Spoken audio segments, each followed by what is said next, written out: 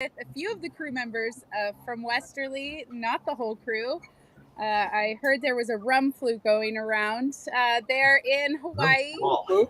Very successful trip across the Pacific. They won their division and they won the overall, and they're sitting down to give us a little recap on the race. Thanks, guys, so much for joining us. Hello, race fans. Hey. Hey, great to have you all here. Well, of course, big congratulations.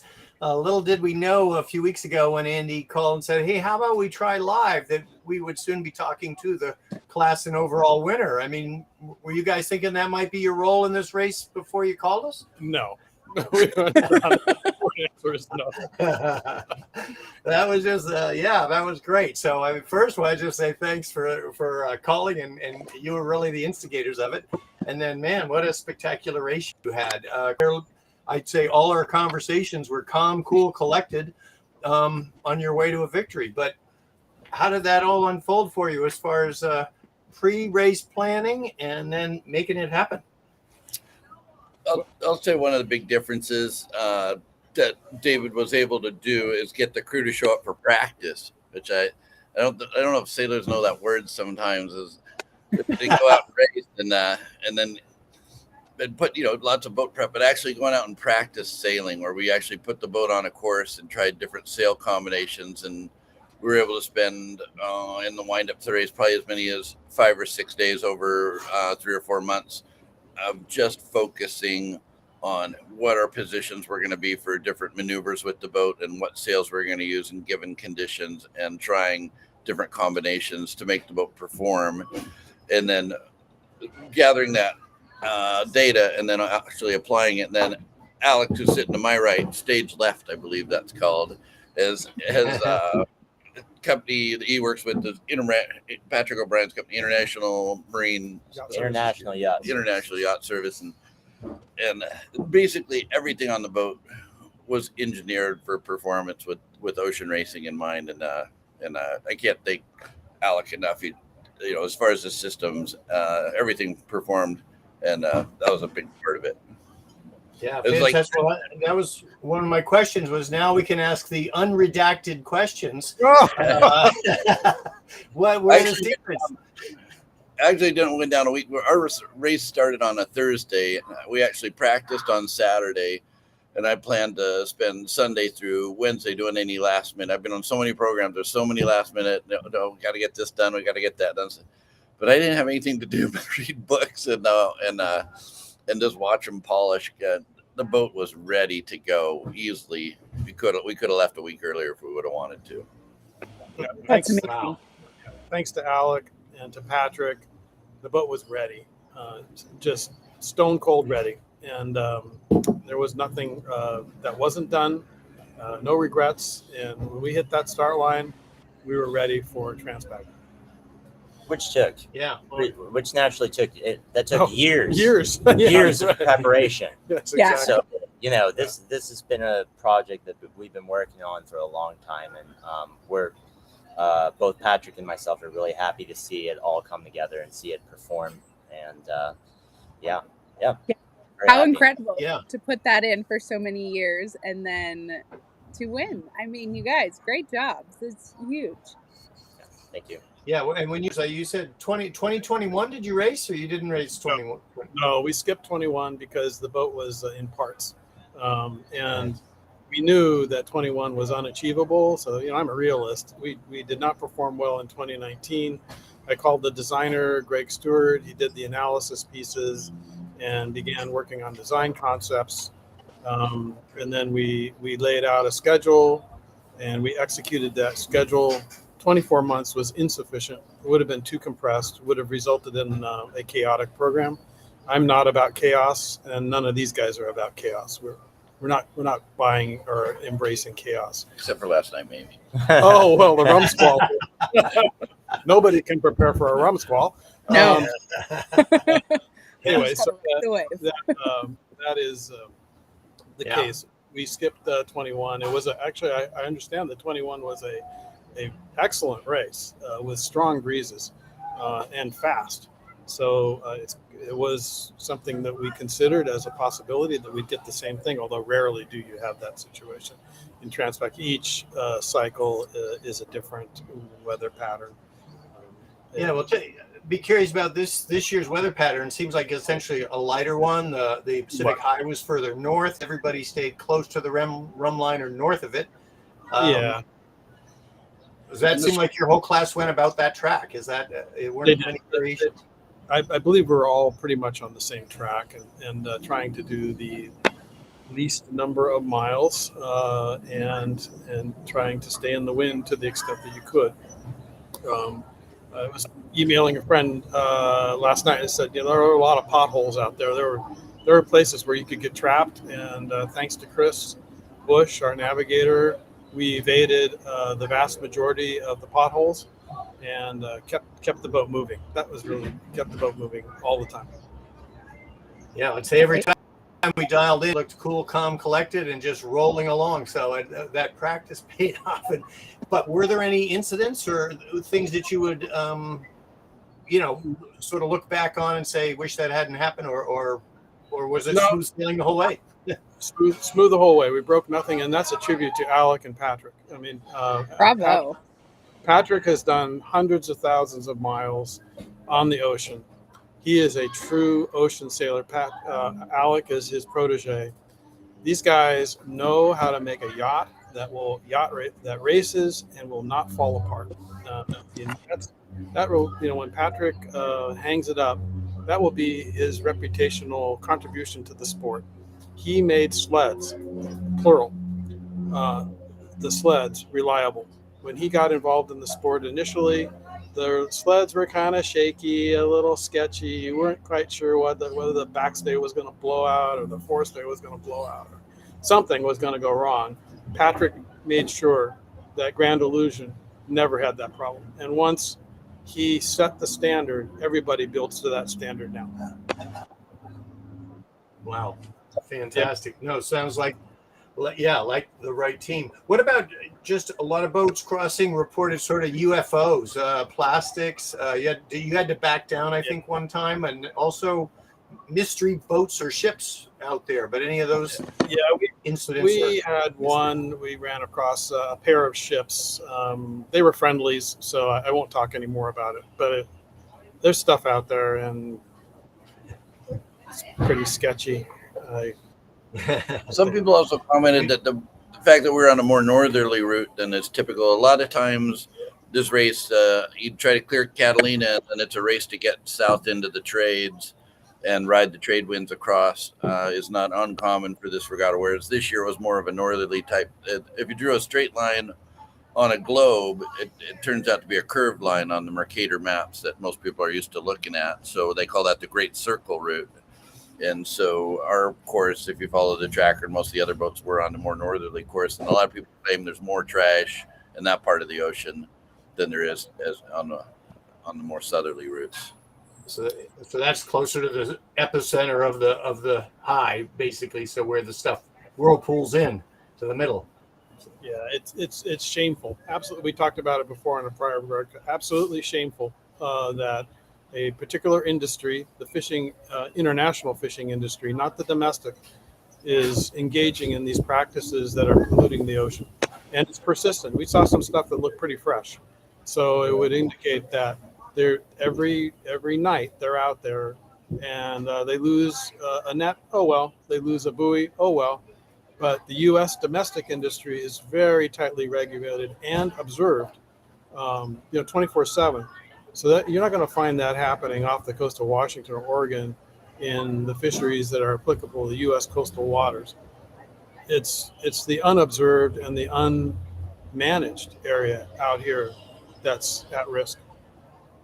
Yeah, stunning how so you wouldn't think, picking up like this piece of line like me the size of a garden hose, for example, and you're sailing along, it gets wrapped on the keel. You wouldn't think, 25 knots of wind blazing along doing 12 or 15 knots off away, but it makes a huge difference. You can tell right away that something's wrong and that you're not getting the speed you should out of the boat. And there's different, but some boats have windows in the hull that they can actually look down at their keel and rudder with windows. Other boats have special cameras Another tricky way to do it is just try to slow the boat down as much as you can, and just take your iPhone and hang it off the back. That's our video. The way our boat is designed, that's scoop on the back, so you crawl back into that scoop and take your phone and hang. It's pretty slick. You can take a little video of your keel and rudder. You want to hold on to your phone real tight, though, because it's going to be a long way down to drop it. You're not getting that one back. You're going to get it back. What do you say? Yeah. Well, the last thing you want to do is be slowing down to look at your keel. So Alex is one of the bow guys on the boat. Well, we're losing. Your signal's that's getting a little wobbly. part of the boat. He can tell you about. We haven't talked much about is what's happening there. What's that? I think just how, like your job is on the boat. Oh yeah, once it's underway. Yeah, I mean, once the boat's underway, you know, a lot of what I'm doing is I was working with Clement up on the bow. We were doing all of the sail changes together, him and I. And, you know, of course, just regular maintenance to the boat, like, you know, like charging the batteries, you know, I'm maintaining the boat while we're racing. There's a lot of that stuff that you don't typically think about when you're racing that needs to be done. You know, making water for the boat and all those kinds of responsibilities. But, you know, as far as bow work went, you know, everything was very clean. You know, we didn't have mistakes, or, you know, we didn't blow up any sails. You know, we didn't, you know, we didn't have any hourglass kites or anything like that. Everything went up down very cleanly, very smoothly, very, very proficiently. So, yeah, we're really happy with the work that we did. Yeah. That's great. And I have a follow-up question. So how many times have you sailed across the Pacific? How many Transpacs have you done? So this is my second Transpac, and I've done 5 crossings. Okay, great. And can you just tell our audience, and these questions are coming to you guys next, what this experience was like for you compared to other you know, trips that you've done? Oh. Well, you know, I would say what is most unique for me on this trip, this boat, is really all of that preparation work that we were talking about earlier. You know, this is, you know, it's Patrick and I, this is our art piece, right, that we've put together. And, you know, the guys, you know, they get on the boat and they press it hard, as they should. And, you know, to try and win races, and, you know, to watch everything work the way it was supposed to, and be able to compete at this level is it's the most satisfying thing for me. You know, the amount of like holidays and weekends that we worked to make this happen. You know, all the wow. Things that sometimes we have to give up to put this boat in the position that it is. It means everything to me. All of that hard work paid off, and you know, you know, I think that's my unique perspective, right? Is and getting to race it and perform it myself, and yeah, that's the deal. That's awesome. Well, thank you Yeah. for sharing that. Sure. And next we'll go to Andy. Andy, you want to give us your sort of synopsis of your role? Obviously, share again with our audience how many times you've sailed across the Pacific, and tell us how this experience was different. Okay, so this is my 53rd and a half trip. Last summer, I was another latitude story out there somewhere where I made it halfway home last time, but it's probably I'll say it's my 5th Transpac. I did my first one in '85. What's really changed?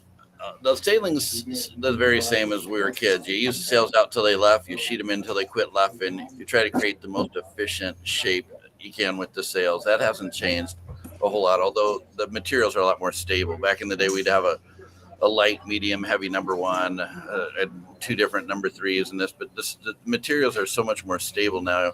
The sails are able to carry through a wider range. But the big thing now is the communication. And when I was up and through till, you know, maybe as late as 1994, we were strictly celestial navigation, and then came sat navs, and then GPSs, but they required so much battery power. A lot of boats, use Celestial, but now you can dang near do it with an iPhone. The way things are going, and the technology and the it's just a constancy. The one thing that was different about the Westerly is the constancy of especially Will Paxton. That's our skipper. I was a relief skipper.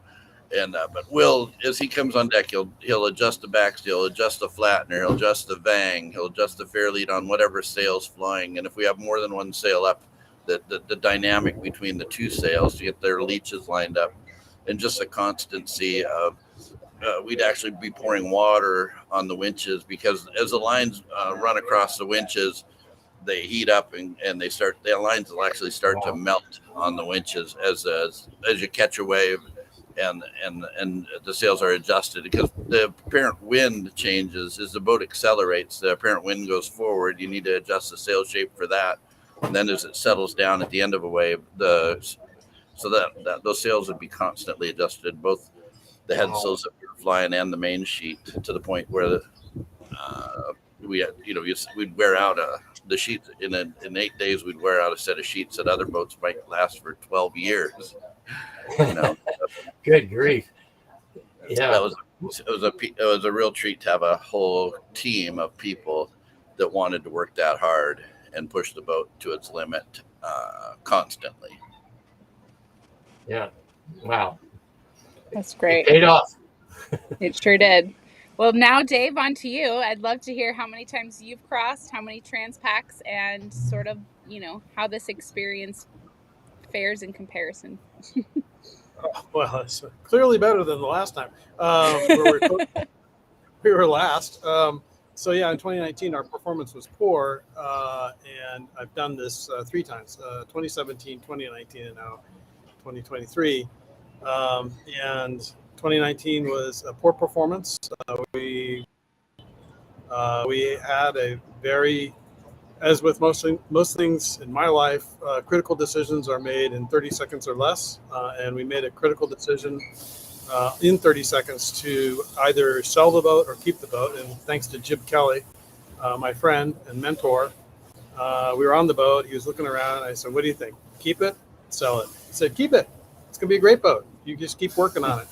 And so there it was, 30 seconds, and set the pathway forward for this success. It takes time, it takes effort, it takes committed crew, committed to the commitment, or should be committed for their commitment. It's unbelievable. It's absolutely remarkable. But that level of intensity is hard to get, but it's the level of intensity that I prefer. It is what I've worked with for 40 years, 7 days a week. That is my habit. So no worries. The result is the rationale for the effort, and it pays off. Effort always pays. For those who might consider having had a bad Transpac, which we had in 2019, for those who might consider, I think I'm done with this, I don't want to do it anymore, I would say double down. Just double down and make the effort. The success will come. Fantastic. And have a good advice. points in the direction. What was that, Andy? Oh, yeah. Well, the other thing, you got to make sure the boat's pointed in the right direction as you're. And Chris Bush, and this navigator, his ability to take everything from maps of, taken from space, to local weather reports, and able to condense it all and get the boat pointed in the right direction. So, all the speed made good towards where you want to go. And also the guys that died in all the power, and the Andy Dipple and Taylor Schlepp that we had they also drive in the boat too, but the amount of power they've got in their shoulders that they were able to apply to the boat kept it moving in a hurry. Great. What if Greg just Clark, getting all who's that? our pit guy, the pit. The picker. Go ahead. I was going to ask, just the data coming. Is it Expedition software? Is that what everybody uses to route their way there, or Everybody uses Expedition, and Expedition is tweaky, so you need to go to Expedition school. And Chris has gone to Expedition many times. On the course and at home. Yeah. Indeed. I mean, So for those folks that are new to that, is it the way the software works now is the computer actually knows what the boat's supposed to be doing and what the wind's supposed to be doing, but you also make your own judgments because sometimes the computer's not just right, and sometimes the boat's, due to the wind conditions or waves, isn't doing what it thought it should be doing. That's probably the key to it, is the miles that people have that can apply or will to say, all right, well, that's what the computer says, but we've got our own idea too. Yeah. No, and how many times did you jibe out there? I mean, a lot of Not many. Not many. Many. Yeah, You know, 6 or 8. I think that. I think Half a that dozen. if you actually look at the numbers, we sailed less miles than any other boat in the entire fleet. So, relatively straight line. Not a lot of jibing. Yeah. Not a lot of wiggling around. Yeah. But in a typical Transpac, typical, I should, it's probably not an accurate description, but some Transpacs feature up to 40 jibes. They'll jibe on every shift. That the Grand Illusion had an experience like that Patrick was relaying. Every time the wind shifted, we jibed, and so that in that circumstance, you're putting in 40 jibes during the race, which is exhausting, but necessary. You got to do the work.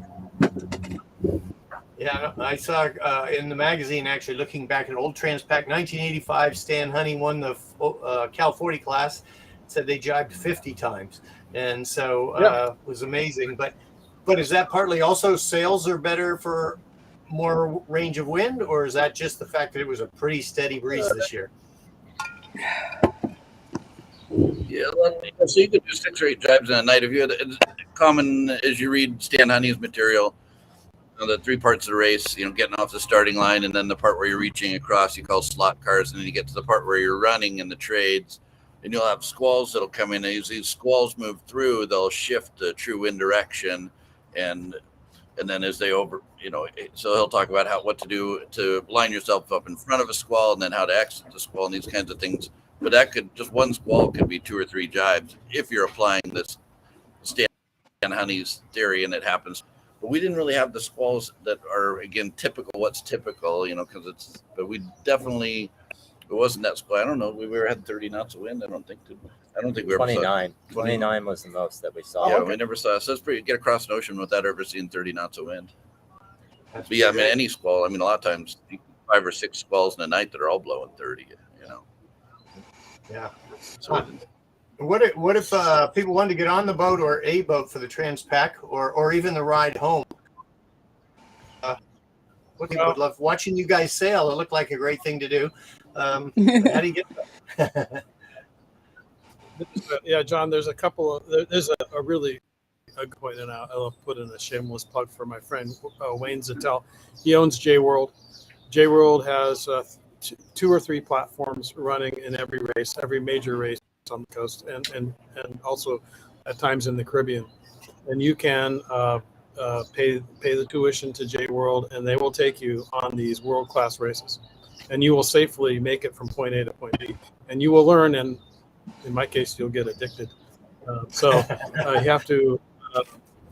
But I believe it's the easiest and best way. Well, there's also or just go beer can racing. Yeah, beer can on Wednesday nights. Okay. Go to your local marina, hop on a Wednesday night boat or a Thursday night boat, and go.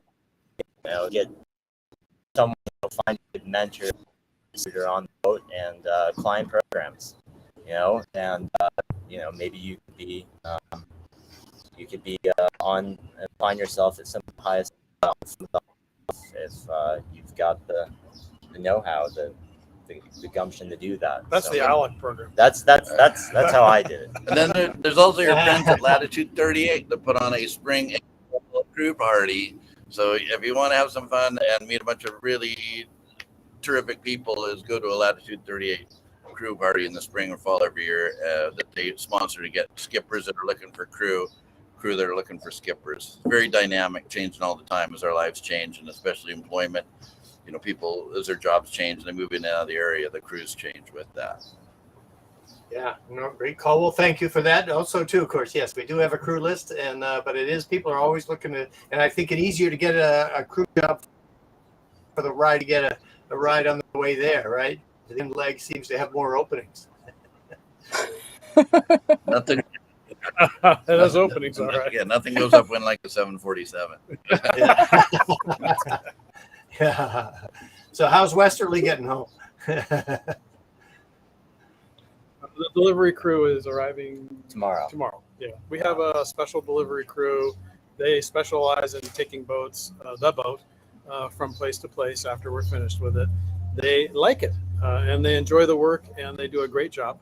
The boat comes home in perfect condition, which is very desirable. And so that is going to happen in the next 48 hours. A little buzz of activity, getting them ready to go and take the boat home. Yeah, well, Great. they don't get And any you guys rum also. squalls. Go ahead. Yeah, I hope they don't hit any rum squalls. Yeah, that's true. And you guys have a Rum squalls. yeah, No. you have an award ceremony coming up. Will you tell our audience a bit about, the division? You just tell them about your win exactly and what's coming up for you guys and what you're looking forward to for the duration of your time together, because it's wrapping up in Hawaii. Yeah, well, it's just great to be here, and again, I cannot emphasize more strongly that Hawaiian culture embraces what we do. Water is viewed as connective tissue, and it's essential, and the ocean is essential, and it's to be honored, and it's sacred, and it is to us too as sailors. And so the culture here, the navigator culture, the adventure culture, is completely supportive of what we do, and you can feel it. It's welcoming, and it goes beyond the spirit of aloha. There's a real spirit here that's in support of sailing. And then what's happening tonight is we'll have an award ceremony. Yeah, David's going to get handed some really very beautiful. The trophies are true artwork with Hawaiian themes. The voyaging canoes, the koa wood, they're just beautiful, and we should take them out. They stay here at the clubs at Waikiki, but David will be the belle of the ball tonight. Yeah, fantastic. Well, what's the name of the big trophy you won? So I actually have that information right here, and it's the King Kaleakana Trophy, and looks like it was created and offered by King Kaleakana in 1886 to some sailors that made it to Honolulu from the mainland, and they've been using that as the first place trophy since 1923. Wow. So really cool history there. Yeah. Yeah, that's really cool. And just because we are going to turn this into a podcast, so in the future, people will be both viewing and listening to this. So some people will not be able to see the beautiful place you're sitting in. Will you tell our listeners where you guys are sitting right now? We are in the smoking section of the Waikiki Yacht Club. Not anybody here smoking, so it's a little bit quieter. But yeah, Waikiki and Hawaii Yacht Club are situated on the Alawai Yacht Basin, right here in the heart of Waikiki. And there's also the Kaneohe Yacht Club over on the other side of the island that hosts. So the three yacht clubs pull together for the amount of coordination and volunteerism. This is a 24/7 operation as boats are finishing. I think there was 52 boats that finished. I think there's 60. I think maybe as much as 5 or 7 boats turned around. Yeah. So that takes a tremendous amount of coordination, and they take such pride each boat and hosting, no matter what time of day we fish, they put on a tremendous spirit of aloha and unforgettable. And so, yeah, supporting the clubs. But this is Waikiki Yacht Club. Great. Fantastic. Dave's a member. Yeah. And that's behind us is the pontoon tiki shuttle that runs between here and Hawaii Yacht Club on the water. It takes 8 minutes for the pontoon tiki to take you to Hawaii and 8 minutes to come back. And there's a lot of festivities that occur on the pontoon tiki, and they're all positive. There's also outrigger canoe. There's all sorts of other activities. There's junior sailing going on. There's all kinds of stuff going on. Well, and you did send us a photo earlier of And they have a a fleet of- Mai Tai welcome basket, and you said they produce 50 gallons of Mai Tai a day. Is that true? Yes. So that it's funny, you know, we sometimes we think about the military and the MREs, and the one MRE being a standard unit of nutrition. Well, that so I sent you the photo of a standard party unit. And some parties require multiple boxes, but each box has a gallon of pre-made in it, and I believe 50 gallons is probably the minimum of what they produce during a race holiday interval. Okay. 50 gallons per day. It's great. Well, and thinking of a Ready to excrete. pretty tough experience to be. What's Westerly going to do next? Go ahead to say again. Out. I was going to say, what's Westerly going to do next? This is Yeah, I'm not sure if you can hear John. He's asking what's next for Westerly. Oh, it's the low power. It's low power. Right. I saw that. I was trying to. That'll work. Power over. Just bring it over.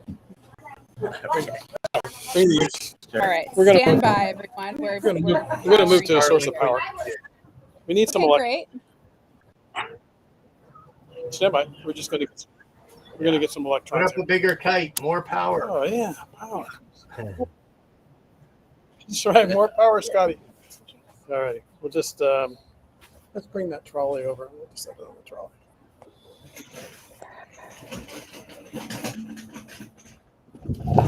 Great. Okay, right. we're back.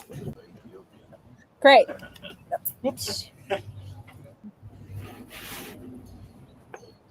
All right, we'll just sit down here. Have a seat. Okay, that's better. Nothing like a little power to help us out. Thanks, Jessica. The background's changed. Normally, So I think you missed the question. normally Alec is in charge. When they put me in charge, there's trouble. That's why it's a team effort.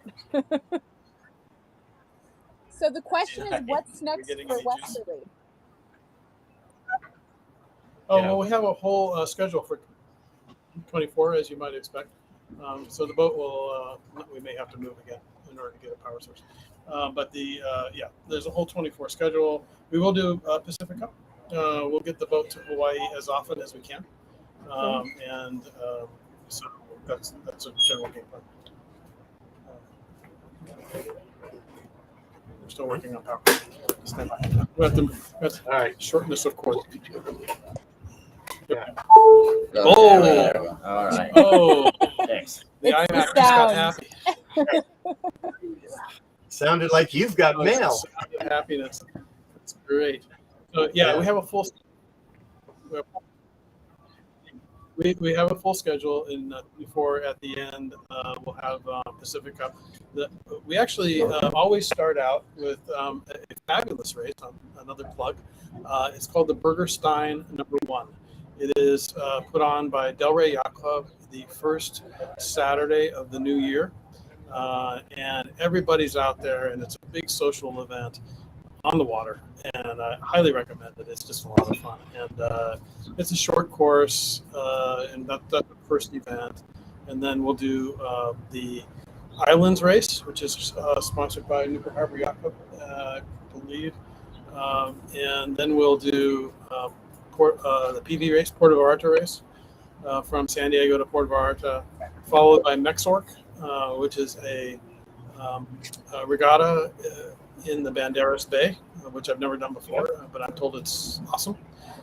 And then we'll continue on with bring the boat back up the coast, continue on with local, and then relocate the boat to San Francisco area so that we can do Pacific Cup, and then come to Kaneohe. And then that will complete our circuit.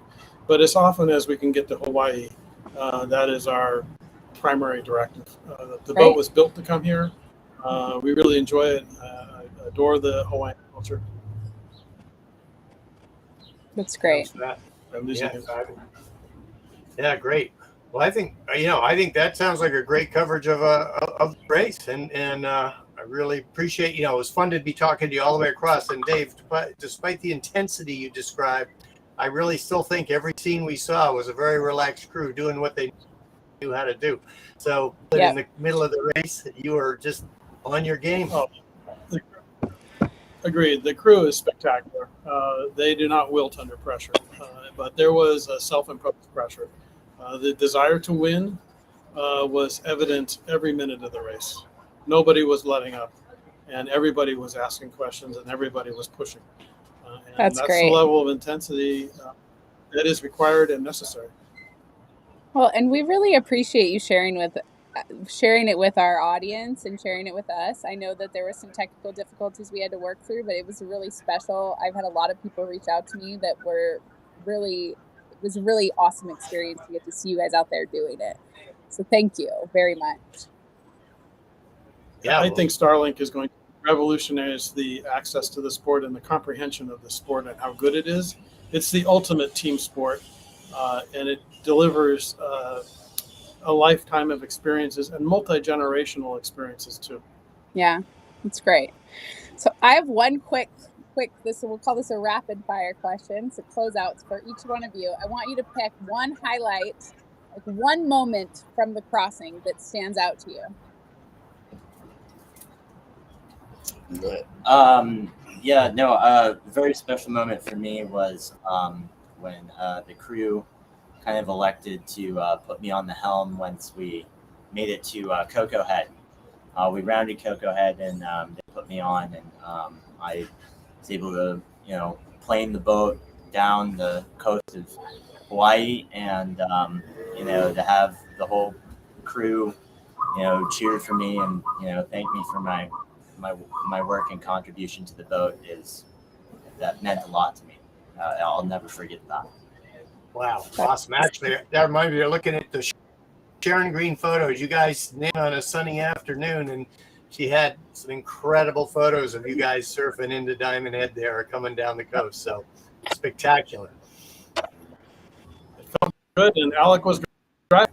Yeah, I think we're all going to highlight of the trip, and I remember it was a big deal when I was a kid to hit the big 10-knot barrier, the big Derrick we used to call it back in the day. But I think Alec was actually, besides, I think Will had the top speed of the trip, but Alec got second top speed, so that's pretty awesome coming down the channel.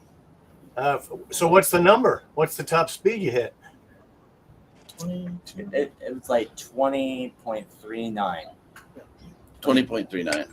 There, Bravo. so you didn't read non-redacted information out there. There you go. Nice You work. one number, you have one data bit now. You can do. Yeah. Double your little 10 knot. Yeah, no, that's impressive. Dave, what was your single highlight coming across? Well, I have to say, Nikki, it was the finish line.